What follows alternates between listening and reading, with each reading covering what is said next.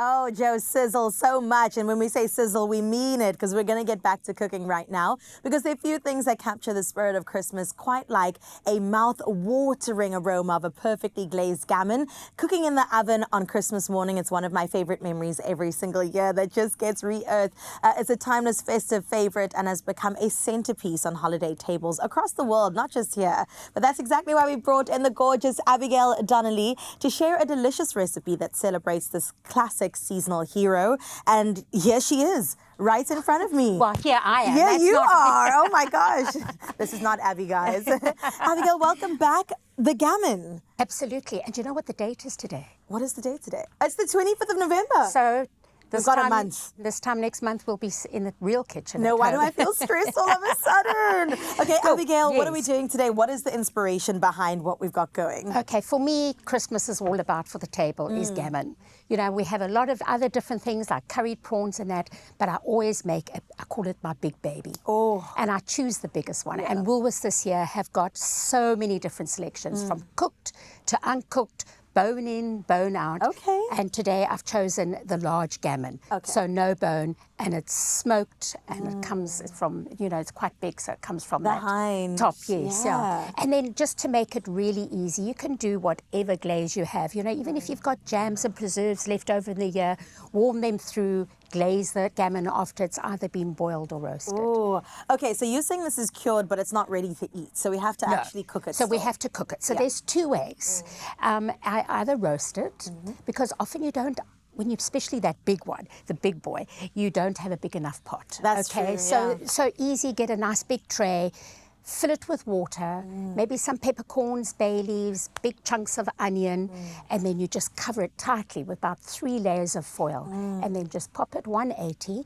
The kind of idea is that every 500 grams, you cook it for 30 minutes. My hack is to take 30 minutes off that, and I promise you, you won't get that kind of dry that everybody thinks, but it won't be dry anyway, even if you do it that way, and it won't be raw, it won't be undercooked. Amazing. Or you just put it in one of these beautiful... That's how I've seen my mom make it. Yeah, Woolies cast iron pans. I love them because also they can go on the fire and they can also go in the oven. Yeah. Oh, multitasker. All right, so what are we doing today? I'm seeing some maraschino cherries. So this has been cooked for us by our little TV fairies.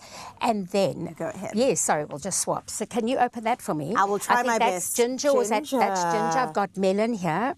Oops. And just I got a trick. Oh, do you? I also do, but I don't want to break the... Nice. Oh, there we go. Did you hear that? So use some of that beautiful syrup, so you don't need to add honey. And then I just add, I call it like stained glass. Yes. Because it's all kind of so much preserved sugar and deliciousness. Which goes really well with this kind of meat. Exactly. Yeah. And they just look like little stained glass windows with the light coming through. So that's the melon. That's the melon, and I'm going to add ginger. Also, glacé figs is also lovely. Don't use a whole jar, because I like to keep some for my cheese balls. Oh, yes. That's my favorite. Always some tips. Oh, sticky slippery again, some ginger. And this just adds that fabulous fiery ginger note and cuts the sweetness of everything. Oh, my goodness. Anyway, and Christmas is all about sweet. And then we're going to open this, which I don't do. So would you recommend these cherries or fresh cherries, or are these the ones to go? You know, I do sometimes fresh cherries as well, or I poach a whole punnet of blueberries in a bit of lemon sugar, and they just burst to this purple glorious mass, and I just smother that gammon with that. Oh, so fruit delicious. And pork go so well together. I just like glacé because it's so traditional Christmas. I mean, look at those. Do we keep some more for the top? I see that Yes, just mix that together. And then what I've done with the rind, often people peel the rind off. I like to score it and then put it back into the oven with a little bit of the glaze, not the fruit. I don't want it to burn too much. Right. And then I just let it go until it's all nice and crispy. And it doesn't become tough, but if you want to, you just basically, you can peel it off. And it's really, although quite easy the to kitchen fairies have scored it, so it won't peel off easy. easy. And then you can score the fat. Okay. And then if you don't fancy that. So yeah, so let's just pop it Put in it here and pretend we're in. doing what we're doing. And then we'll show you the finished dish, because we've obviously got the finished dish. Lovely. Tell me, why do you think that gammon is such a star when it comes to Christmas? I think because it's like it's salty and smoky, and it just goes well with a whole lot of different things. And what I love about it, the bigger the better, because you have leftovers. That's the sandwiches the next day. Yes. So for me, that, Unreal. and then even if you've got more left over for the next day, maybe you make, like, you cut the gammon into cubes and you make a nice creamy Alfredo with pasta. Wait, I've never tried this And one. that is delicious. Oh my goodness, because it acts like a bacon. It acts like a pancetta or Yes, something and it's like nice that. big chunks. Yeah. So don't worry if anything falls off, because they're going to all kind of crisp up on the bottom of your pan. Beautiful. And then, I mentioned the stock that the gammon is cooked in. Yeah. Don't chuck that down the sink. Okay. Keep that, freeze it, and use it in a pea and gammon soup or a minestrone later on Yum. in the year, and you've got that really smoky, lovely stock. Because you've It's a thrown in waste. the bay leaves and the peppercorns and salt? Yes, no yeah, salt. no, I wouldn't do salt because it is kind of is quite brined. salty, Yes, yeah. so don't add salt,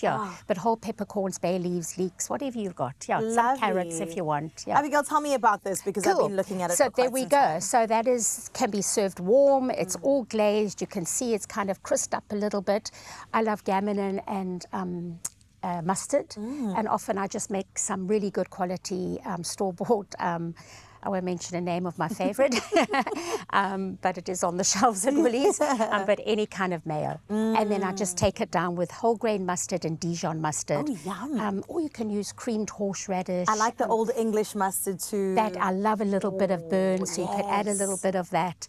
And then just slice it up and just wow your guests with it. Oh my gosh, and I'm wowed because that in and of itself is a statement. If you put that on a table, there's going to be no leftovers, in fact. Exactly. And you just kind of slice it up, right? Just thinly slice it, yes. And it's kind of easy peasy. All you need is some duck fat roasted potatoes, cauliflower cheese, and Yes. pick this up. Okay, I don't so know if tell me you've about seen this. So this is in store, pick it up. This is a beautiful catalogue we've put together, which showcases all the gammons available in Woolies, all the desserts, all the OBE, which is our best ever, which is a huge range that is slowly going to be put onto the shelves as Christmas approaches us. Ideas for gifting, seafood, table settings, cocktails. Oh my You name it, goodness. trout, prawns, oysters, it's all in there. All the solutions, the timing, everything is there for you. And it's free. For the perfect Christmas. Well, look at that. And we want the perfect Christmas. It's a Pinterest board put together by Abigail and a team. Absolutely gorgeous. You've done it again. You have absolutely done it again. And I can't wait. I might just, as my first Christmas as a married woman, try my hand at some gammon. We'll see. We'll see. I'll report back and let you know how that goes. But you can find this recipe and more festive menu inspiration on taste.co.za. Plus, buy any 2 gammons and get 20% off. This offer is valid until the 30th of November. And of course, T's and C's can be found on woolworths.co.za.